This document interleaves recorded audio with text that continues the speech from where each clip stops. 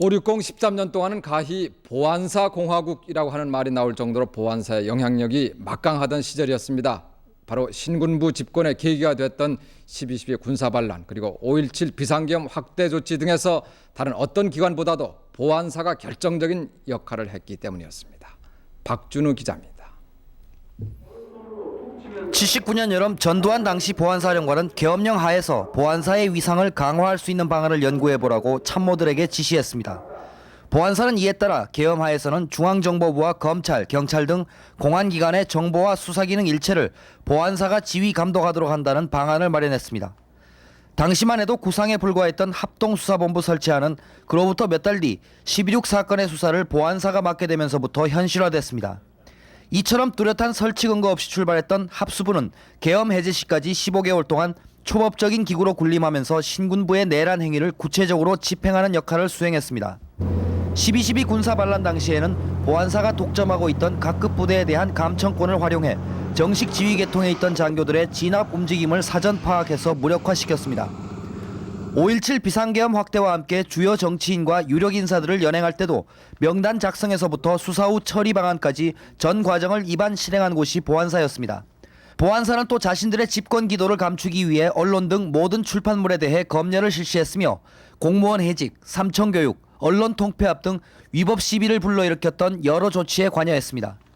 75년 창설 이후 91년 기무사로 명칭이 바뀔 때까지 보안사는 모두 10명의 사령관이 재임했으며 그중 2명의 대통령과 2명의 장관을 배출하는 영화를 누렸습니다. 그러나 10명의 사령관 가운데 절반이 넘는 6명이 12.12와 5.18의 책임자로 수사선상에 오름으로써 보안사는 과거 수행했던 역할에 대해 또 한 차례 냉엄한 평가를 요구받고 있습니다. 12.12 당시 전두환 씨 등 신군부 세력은 정승화 계엄사령관을 제거하고 군의 주도권을 장악함으로써 정권 찬탈의 기반을 구축했습니다. 신군부의 핵심 면면 황석호 기자가 소개합니다. 먼저 당시 경복궁 수도경비사령부 30경비단에 집결했던 12.12 군사반란의 지휘부입니다. 전두환 소장, 당시 계엄사 합동수사본부장 겸 국군보안사령관. 노태우 소장, 당시 구사단장. 박준병 소장, 당시 24단장. 유학성 국방부 군수차관보, 당시 계급은 중장. 차기원 중장, 당시 수도군단장. 황영시 중장, 당시 1군단장. 장서동 대령, 당시 30경비단장. 12.12 당시 국방부와 육군본부를 유혈 점령했던 공수부대 지휘관들은 박희도 준장, 1공수 여단장, 최세창 준장, 3공수 여단장, 장기호 준장, 5공수 여단장입니다.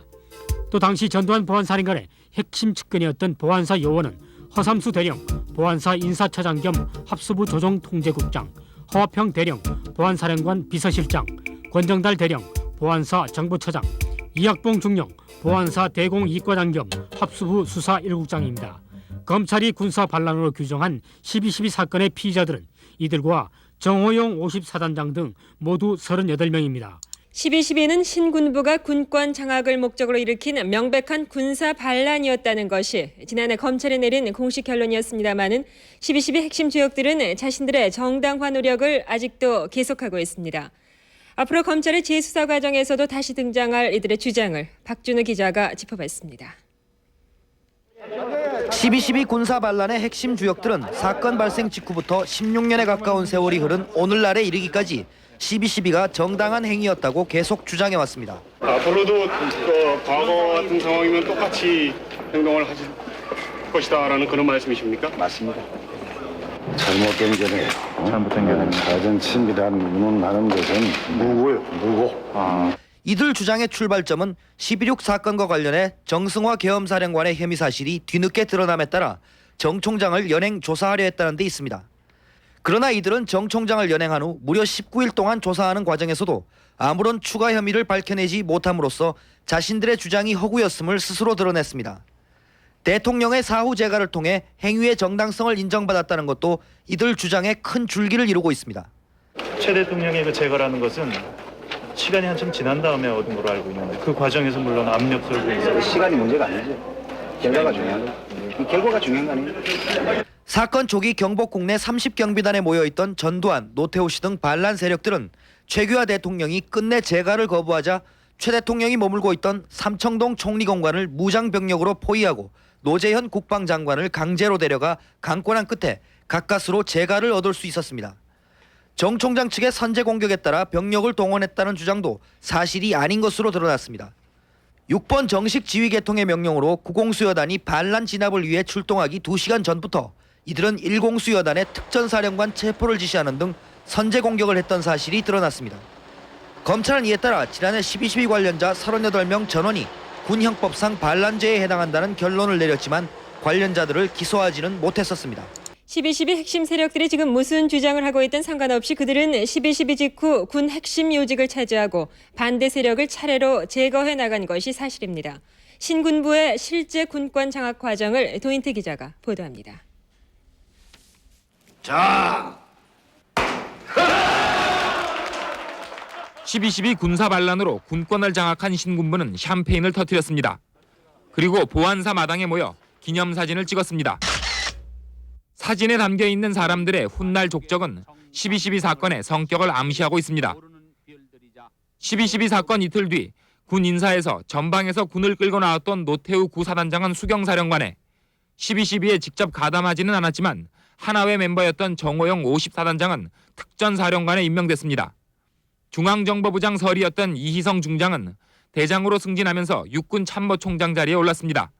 또 황영시 1군 사령관은 육군 참모차장에, 유학성 군수차관보는 3군 사령관에, 차규원 수도군단장은 육사 교장에, 윤성민 육군 참모차장은 1군 사령관에, 백운택 71 방위사단장은 구사단장에 각각 임명됐습니다. 육군의 핵심 요직을 경복궁에 모였던 신군부들이 독차지한 것입니다. 12.12 이후 신군부는 마치 예정된 수순을 밟아가듯 자신들의 세력을 요소요소에 심으면서 방해가 되는 세력들을 제거해 갔습니다. 다음해 1월 31일에는 육사 11기의 표적이 되어왔던 육사 8기와 종합학교 출신 고참 장성 등 무려 30명의 장군들이 한꺼번에 옷을 벗어야 했습니다. 이른바 별들의 대학살이라고 불리는 사건이었습니다. 신군부는 기회가 있을 때마다 자신들은 정치에는 전혀 뜻이 없다고 말했습니다. 하지만 전두환 씨는 80년 4월 중앙정보부장 서리 자리를 차지한 뒤 5.17을 계기로 본격적인 정권 장악 작업에 들어갔습니다.